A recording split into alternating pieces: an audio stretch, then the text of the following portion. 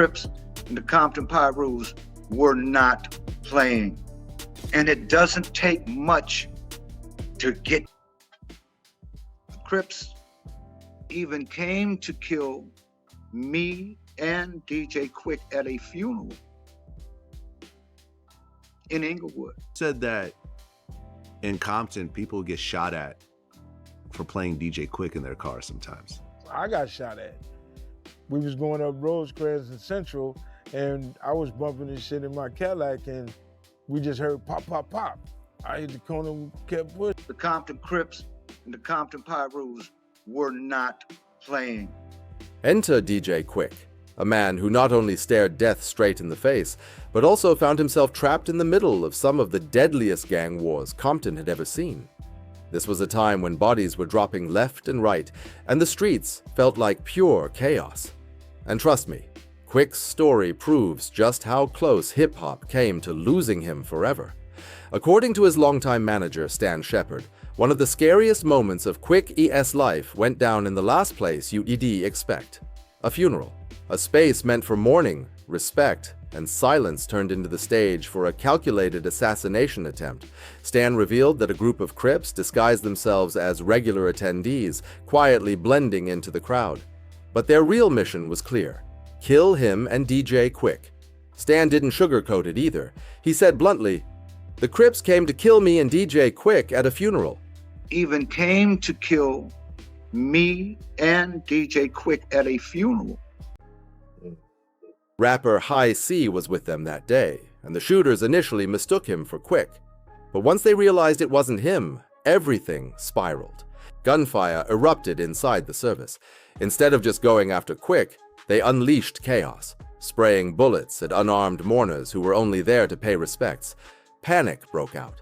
People screamed, ran for their lives, as gunfire shattered the peace of a place built for grief. And they thought Crawford High C was Quik. When they saw it wasn't, they moved a little bit to the side, and then other cars were coming through. And so everybody in the church was running out. But the most devastating part? Quik's girlfriend at the time was murdered in the attack. That single loss broke him in a way he would never fully recover from. Stan said the experience carved permanent scars into Quik's mind, leaving him with PTSD, recurring nightmares, and a constant state of hypervigilance. And for Stan himself, the trauma was just as heavy, a reminder of how fragile life in the game really was. That funeral wasn't just a tragic day. It became a turning point for DJ Quik. He later admitted the event shook him to his core, leaving him forever paranoid. Living surrounded by death and violence meant he could never go back to being the same man he was before. His trust was shattered, and every shadow felt like a threat. To me, I had to redirect my life. I got paranoid. I was completely paranoid. Every time I would leave anywhere, it destroyed. Stan Shepard didn't sugarcoat the reality either. He painted the picture raw, explaining that Compton gang politics during those years were absolutely ruthless. In his own words, the Compton Bloods and Crips were not playing at all. And when Stan said not playing, he meant it literally. Back then, it didn't take much for someone to end up dead over nothing. We're not playing. These people will kill you, and it doesn't take much to get you. Stan even revealed just how cold-blooded things were. People would walk up to him offering to handle anyone he had issues with for as little as $500. Think about that. A human life reduced to pocket change. That was the going rate for murder in those streets. It shows how cheap, casual, and normalized violence had become in Compton at the time. And that's why what happened at the funeral made chilling sense. In a place where $500 could buy someone's death, even a ceremony meant for mourning wasn't safe. To really grasp why that day turned into a massacre, you have to look deeper into Compton itself, the city that shaped DJ Quik, and the war zone he was trying to survive in. See, Compton wasn't always the concrete battlefield people picture today. Back in the 1950s, it was calm, quiet, and mostly white. Families had backyards, barbecues, and suburban comfort. It was farmland at heart, so much so that one of the city's founders, Griffith Dickinson Compton, set aside Richland Farms to make sure agriculture would always be a cornerstone of the community. But history had other plans. The shift began with white flight, white families fleeing the area as more black families moved in, largely pushed out of other parts of Los Angeles by discriminatory housing policies. By the late 1960s, the change was complete. The Watts Rebellion of 1965, which erupted just a few miles away, felt like the final nail in the coffin. From then on, Compton's peaceful farmland vision was gone, replaced with something tougher, grittier, and far more dangerous. Look at the first layer of victims, the bystanders, the people caught in the crossfire. Oh man, it ain't nobody gonna bring it back. The 1970s brought gangs, poverty, and a survival of the fittest mentality. By the time the 1980s hit, Compton had earned a dark new reputation, murder capital of the United States. And it wasn't just a dramatic nickname people threw around, it was real, and it was backed by numbers that spelled blood on the pavement. In 1990 alone, the murder rate exploded to nearly 91 per 100,000 residents, a level of carnage that made the city infamous worldwide. South Central LA was bad, no doubt. But Compton was a whole different beast. Mob James put it bluntly. During those years, people were dropping like flies on both sides. And it wasn't just words, he was living it, receiving death threats left and right. Why you guys bloods? Why are you in the gangs? Why is we in the gang? I guess because the area we grew up in, man. Everybody go in that area, man. Everybody follow. What made it even more chilling was that the danger didn't discriminate. It wasn't only gang members watching their backs. Everyday people, school teachers, mothers, kids, were living under the same constant threat. In Compton, a drive-by could take anybody out. Stray bullets didn't care about age, profession, or innocence. Turf wars seeped into daily life until survival itself became the only rule. That's the world DJ Quik was navigating. A city where a trip to the corner store could turn deadly, where funerals turned into battlefields, and where the soundtrack of life was police sirens and gunfire. Kids couldn't just be kids anymore. Playing outside wasn't simple. It came with the constant echo of gunshots in the background. Mothers couldn't close their eyes at night without fearing the worst, that tomorrow they'd be burying their sons. That was the heavy weight pressing on every household in Compton. Shot, his father and sister killed because the boy wore the wrong color hat. A drive-by shooting in Stockton, the victim wearing... Then came the crack epidemic in the early 80s, and that's when everything went from bad to catastrophic. Figures like Freeway Rick Ross pumped crack into neighborhoods, and overnight gangs stopped being just cliques chasing respect. They became full-blown drug operations. Money started pouring in, and with that, money came firepower. And not just pistols. We're talking MAC-10s, Uzis, AK-47s. The escalation was insane. And if that wasn't enough, the very people who were supposed to protect the community, the Compton Police Department, carried their own reputation for treachery. Residents feared the jump-out boys, rogue cops who would roll up, harass, and brutalize people without hesitation. Corruption ran so deep that by 2000, the entire department was disbanded and replaced by the Los Angeles County Sheriff's Department. That's how broken the system was. Sure, there were efforts to ease the storm, like gifts for guns, which managed to pull thousands of weapons off the streets. But in the grand scheme, that was like slapping a Band-Aid on a gunshot wound. The violence never stopped. At the center of it all were the gangs, the Bloods, and the Crips. Two colors that completely redefined Compton. Two colors that became life or death symbols. Blue for Crips, red for Bloods. Their roots trace back to the early 1970s. The Crips, started by Raymond Washington and Stanley Tookie Williams, pitched themselves as protection, a brotherhood. But over time, protection warped into domination. Tookie became infamous for ruling with sheer terror. In response, the Bloods were born, not as a copy, but as defense. The Peru Street Boys, tired of constant Crip aggression, stood up to fight back. For playing DJ Quik in their car sometimes. I got shot at. We was going up Rosecrans and Central, and I was bumping my Cadillac, and we just heard pop, pop, pop. I hit the corner, kept... Once those lines were drawn, colors weren't just fashion. They were flags. And wearing the wrong color in the wrong neighborhood was like writing your own death sentence. The scariest part. It wasn't just gang members who paid the price. Civilians with no ties to the lifestyle could get killed over something as simple as a red jacket or a blue hat. Even music wasn't safe. Mob James gave the perfect example. One day he was driving down Rosecrans in Central, deep in Crip territory in his Cadillac. He happened to be blasting DJ Quik, a well-known Blood. In that instant, the music alone marked him as an enemy. Shots rang out, not because of who he was, but because of the song pouring out of his speakers. An actor, Tupac Shakur, is dead at the age of 25, just about a week after sustaining 4 bullet wounds last. And yet, in the middle of all this non-stop violence, there came a brief flicker of hope. A moment where peace didn't feel impossible. They called it the Watts Truce of 1992, and it happened just days before the whole city exploded. During the Rodney King riots, something unexpected happened. Something people thought they'd never see. Rival gangs, the Bounty Hunters, Grape Street, Watts, Hacienda Village, and PJ Watts met up at a Muslim mosque and signed a real treaty. And this wasn't some casual handshake in the street either. They modeled it after the Israel-Egypt armistice. For a moment, it truly felt like history was shifting. And it worked, at least for a short while. The very next year, gang-related deaths in Los Angeles dropped by 10%. Now, that might not sound huge at first, but in a city that hadn't seen a single decline in murder since 1984, it was nothing short of historic. Interview.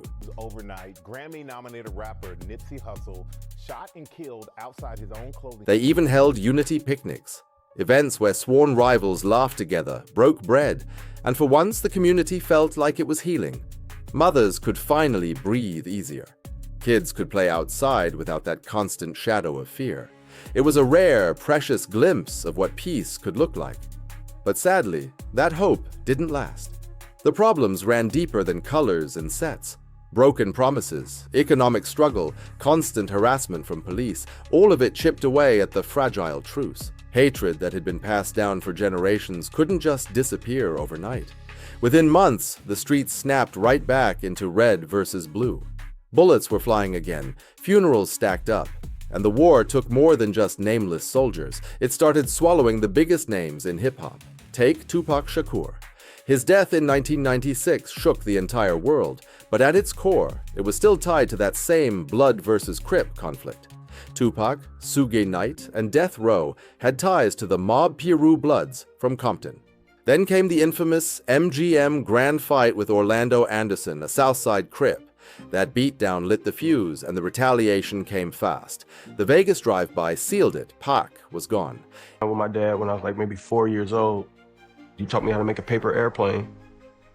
Fast forward to 2019, and the story repeated itself with Nipsey Hussle. Decades later, the respected voice of the streets, a Crip who tried to bring light back to the community, was gunned down outside his own store by another Crip. You kind of had to have innate sense of rhythm to do that. I could put on 2 records and blend a 3rd record with it, you know what I'm saying, or overdub cassette with it and have. His death triggered yet another round of peace talks, another desperate push for unity. And while the landscape has shifted with time, the battle between peace and war has never fully gone away. Now, circling back to DJ Quik, the world he was navigating was already chaotic, but even before he was dodging bullets in the spotlight, his childhood wasn't much easier. Quik was born January 18, 1970, in Compton, California. He grew up on the West Side, 436 West Spruce Street, smack in the middle of gang territory. By then, Compton had already become a breeding ground for Bloods and Crips, so it was no surprise that the environment eventually pulled him in. He ended up affiliating with the Treetop Piru, a set sometimes called Treetop Bump and Piru on the West Side. Treetop Piru, a Blood set rooted in the northern part of Compton just south of Rosecrans. That's the neighborhood DJ Quik grew up in, and living right there in their stronghold shaped not just his identity, but later, his music itself. But gang politics weren't the only weight on his shoulders. At home, life was just as rough. Quik was the youngest of 10 kids, and his father wasn't around. He left when Quik was still young, and Quik would only see him once in his entire life. That absence stayed with him, eating at him, pushing him to find light anywhere he could. And for Quik, that light was music. Homeless. At this point, I'm just kind of going from apartment to apartment. I needed an address. That was the worst time of my life. For his 8th grade graduation, someone gave him a turntable. That gift was the spark. He started spinning records, experimenting with sounds, and slowly his passion turned into a purpose. Music became the escape he couldn't find anywhere else. And a blessing at the same time. I mean, they put us out there. But by the time he was 16, life struck another brutal blow. His family's house got foreclosed. His mother packed up and moved to Louisiana, but Quik made the choice to stay in Compton. That decision left him homeless for nearly 3 years, crashing wherever he could, hustling to survive. Yet even then, music was what kept him alive. G ain't in you. And I slid the pencil across the bottom of it, and I got up and walked away from the table. It was during this time that he officially took on the name DJ Quik. And the spelling wasn't just clever, it was intentional. He dropped the C to show his blood affiliation, and even though the CK in Quik still stood for Crip Killer, his growing talent gave him protection.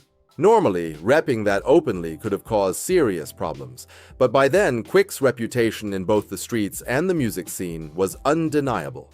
Even rivals had to respect what he was bringing to the table. By 1987, Quik was carving out his name across Compton. He hustled by, selling his own homemade mixtapes, and one in particular, the Red Tape, started gaining him a loyal following. People were talking, and his grind was impossible to ignore. By the late 80s, all that work paid off. In 1990, Profile Records stepped in and signed him, marking the official start of his professional career. But here's the wild part. Eazy-E had also been keeping his eye on Quik. He tried to snatch him over to Ruthless Records with a $1 million advance. Problem was, the timing was too late. Quik had already locked in with Profile. Things got messy quick. Profile even hit Ruthless with a cease and desist just to keep Quik locked on their roster. DJ Quik would later admit that signing with Profile Records was both a blessing and a curse. On the bright side, it launched his career and gave him the platform he needed. But behind the scenes, Profile was constantly shorting him financially, forcing Quik to fight just to collect money he had already earned. Still, Quik made his mark immediately. His debut album, Quik Is the Name, was a smash. With hits like Toe Night and Born and Raised in Compton, he rocketed up the charts, peaking at number 10 and eventually going platinum.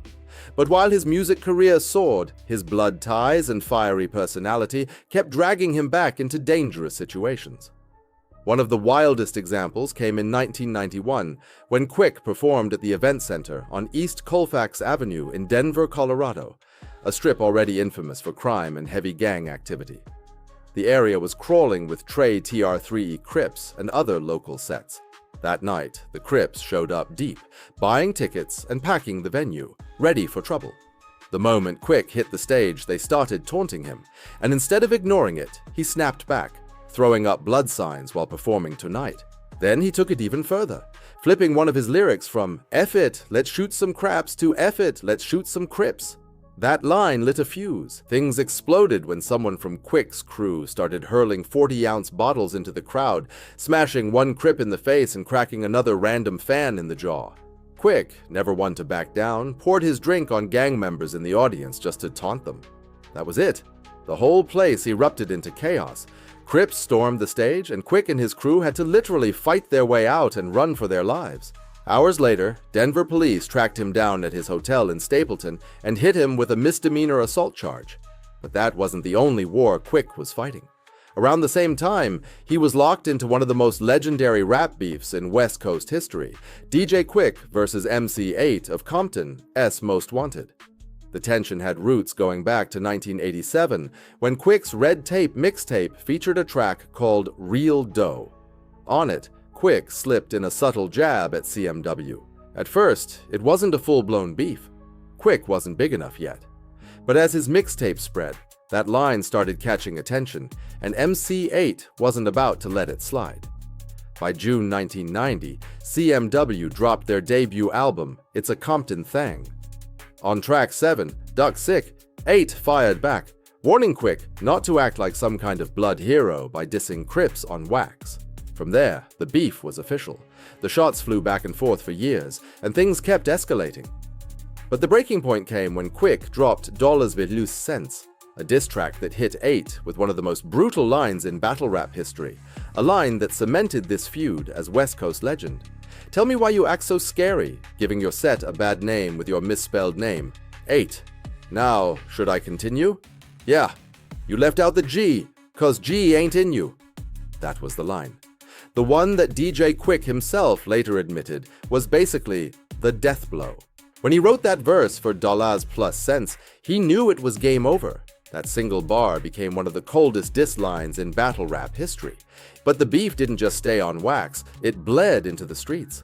At a death row after-party, tensions between the two camps erupted into an all-out brawl. In the chaos, Kelly Jamerson of the Rollin' 60s Crips lost his life. By the summer of 1995, the feud was blazing hotter than ever. Then came August 3rd, 1995, the Source Awards at the Paramount Theater in New York City. That night was already legendary thanks to Suge Knight's infamous speech that poured gasoline on the East Coast versus West Coast fire. But for DJ Quik and MC8, it was another war zone. Quik hit the stage with 8 sitting in the crowd and performed Dollars Plus Cents right in front of him. And he didn't just stop at the song. He added extra jabs before and after, twisting the knife even deeper. 8 didn't clap back, and it wasn't because he wasn't angry. It was survival. He was outnumbered. Suge and the entire death row entourage filled the building. 8 knew if he made the wrong move, he might not walk out alive. But time has a way of humbling everyone. After the devastating losses of Tupac and Biggie, even the hardest rivalries started to feel small compared to the bigger picture. Slowly, the beef that once felt like life or death began to fade. And in one of the most unexpected full circle moments in West Coast rap history, DJ Quik and Problem dropped their collab project Rosecrans in 2017. To everyone's shock, MC8 popped up on 2 tracks, Central Avenue and Funny How Nench Esgon changed things. Hearing Quik and 8 together after decades of beef didn't just shock fans, it felt necessary. It was proof that no matter how deep the wounds, time really can heal. 2 men who once wanted each other gone stood side by side on wax, showing the world that in hip-hop, even in Compton, peace is possible.